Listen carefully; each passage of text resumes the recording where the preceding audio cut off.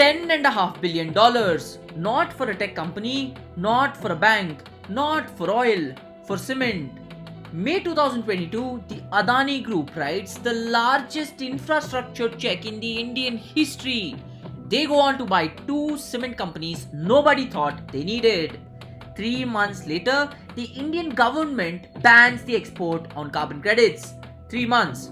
Was this a coincidence, or was the Adani Group playing a game absolutely nobody could even see? To understand this, you need to understand how the Adani Group actually thinks.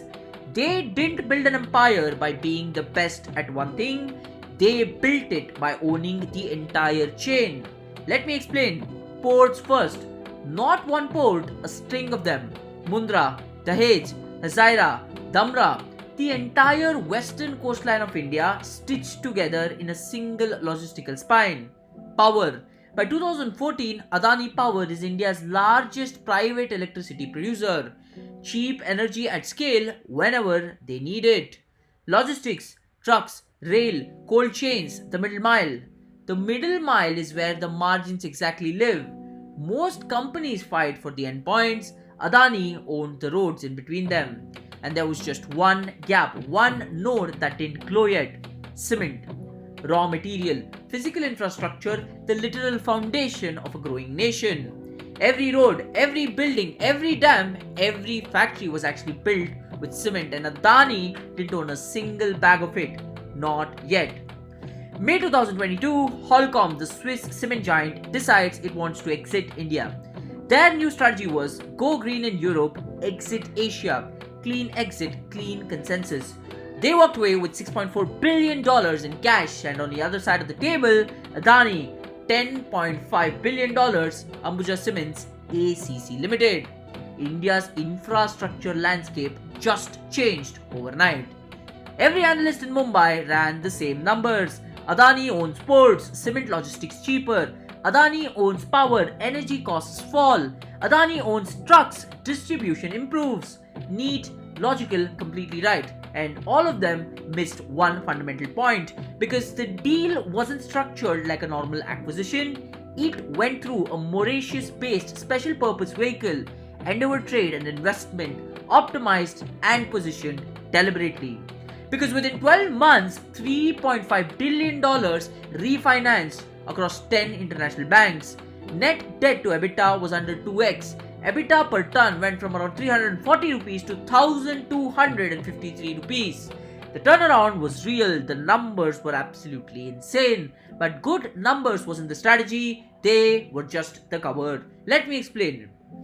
Here's something most people don't know about cement. You cannot make it clean. Not really, not yet.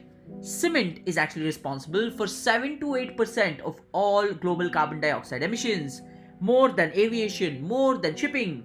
Think about that. Every plane in the sky, every ship in the ocean, cement beats them both. And here's the brutal part.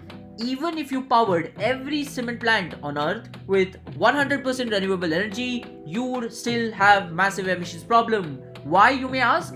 Because the emissions aren't coming from the energy, they are actually coming from the rock. When you heat limestone, calcium carbonate, it chemically breaks apart. Lime goes one way, carbon dioxide goes the other. That's calcination. That is actually chemistry. That's not something you can fix with the help of solar panels. Half the problem is locked inside the material itself, and the world is about to start charging for that. The European Union's Carbon Border Adjustment Mechanism (CBAM) kicks in on the January 2026. Import cement into Europe, you pay a carbon levy. At 100 euros per ton of carbon, that's an inevitable tariff of up to 25% on every shipment. To supplier, same price. One has green cement, the other doesn't. Who wins? The answer, ladies and gentlemen, is absolutely obvious. And somebody had already figured out how they're going to be the ones who are going to win. August 8, 2022, India bans the export of carbon credits. Just like that, every Indian company sitting on a stockpile of carbon offsets lose their most valuable buyer. International markets closed. Credits that once traded for about $10 to $100 internationally, now they stay inside India. The government's reason was straightforward. India needs those offsets for its own 2030 climate commitments for domestic purposes. For most companies, this was actually a git punch. For Adani Green Energy, it had quietly been building one of the largest renewable portfolios on earth. 3.7 million carbon credits generated in just the first half of its fiscal year, each credit worth real money on international markets. Credits that after August 8th couldn't leave India, credits that now needed a domestic buyer, credits that needed a massive carbon intensive industrial business that could absorb them. And who had just exactly bought that kind of a business 3 months earlier? This is the play. Adani Green Energy generates clean green electricity. As a byproduct, carbon credits, verified, measurable, each one worth exactly 1 ton of carbon dioxide avoided. Those credits flow into the center, and those credits get applied against the emissions from Ambuja and ACC. The cement gets certified, green certified, net zero carbon on paper at an industrial scale. Now watch what the certification actually does. Under India's carbon credit trading scheme, India is proposed that cement is an obligated sector. Hit your emissions and targets, you can actually sell the credits for revenue. Miss them and you have to buy. Miss badly and you face penalties of up to 10 lakh plus energy surcharges. Adani overachieves because their renewable energy fleets generates surplus credits every single year. They just don't avoid costs, they generate additional income. And the green certification, that's the passport. The EU CBAM, the US mechanisms, the UK's foreign policy and the carbon policy, every major export market that's building a carbon wall, green cement gets through.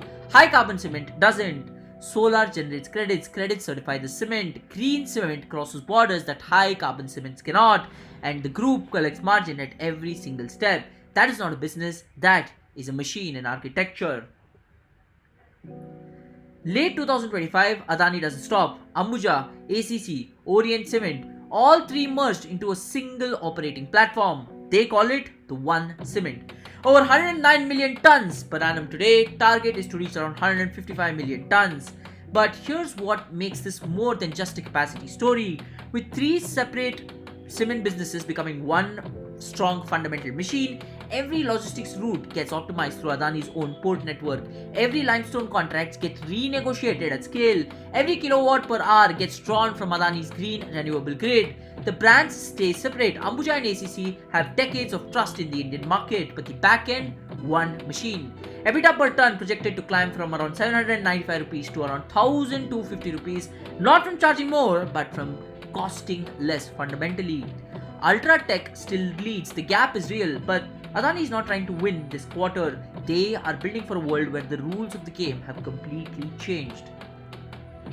The closed loop solves the energy problem. It doesn't solve the rock problem. Calcination still represents carbon dioxide no matter what you do with the power plant with it. Solving that requires an entirely different category of technology. Carbon capture and storage, CCUs, is the next big technology. Catching carbon dioxide directly out of the exhaust before it hits the atmosphere.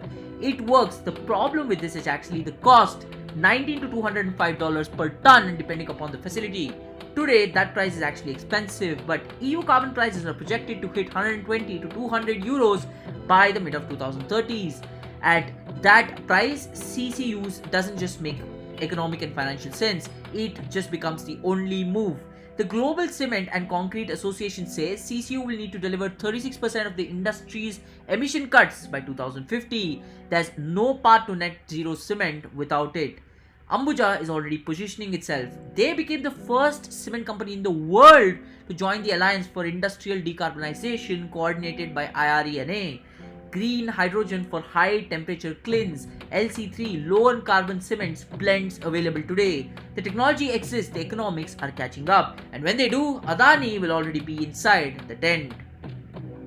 So let's go back to the question. May 2022, cement acquisition closes. August 2022, carbon credits exports banned. 3 months. Did the Adani Group actually know about this? The honest answer is we can't know. These negotiations take years, the exact timing may not be a coincidence, but here's what we need to know. India had committed to net zero by 2070, 1 billion tons of carbon reductions by 2030. The policy logic of keeping domestic offsets inside India was visible to anybody who were watching and observing these developments very, very closely. A group with Adani's reach across energy, infrastructure, and government would have been watching this development very closely. Whether they engineered the timing or simply read where the world was going, the result, ladies and gentlemen, is the same. When the policy landed, they were the only company in India that actually owned both the cements and the credits. Foresight or strategy at a certain level of game, there is actually no difference. Look at this image. One company, one frame, a port that moves cargoes from half of Western India, a solar farm generating clean electricity and carbon credits, a cement plant turning both cement and green certified products. Every arrow points inwards, nothing leaks out. This is what adjacent integration looks like, and when it's complete, it's not a conglomerate, it's not a portfolio, it's a closed system where every unit feeds the next and value compounds at every single node. Ports, rails, power, materials, each amplifying each other. That is not strategy, that, ladies and gentlemen, is architecture. Carbon credits funding green certification unlocking export markets validating the premium. That's not compliance, that becomes additional revenue for the company. A domestic carbon market that rewards overachievement, a group that overachieved by design. That's not luck, that is the positioning of the company. The next decade of the industrial competition will not be won on volume, it will be run on friction. Who can actually produce the most with the least environmental cost? Who built the infrastructure to do that before the regulation arrived? The Adani Group may have never answered that question in May 2022 with a $10.5 billion check for cement, but ladies and gentlemen, it's only going to make sense in the future. Thank you for watching, and if you found this useful, subscribe for more such content.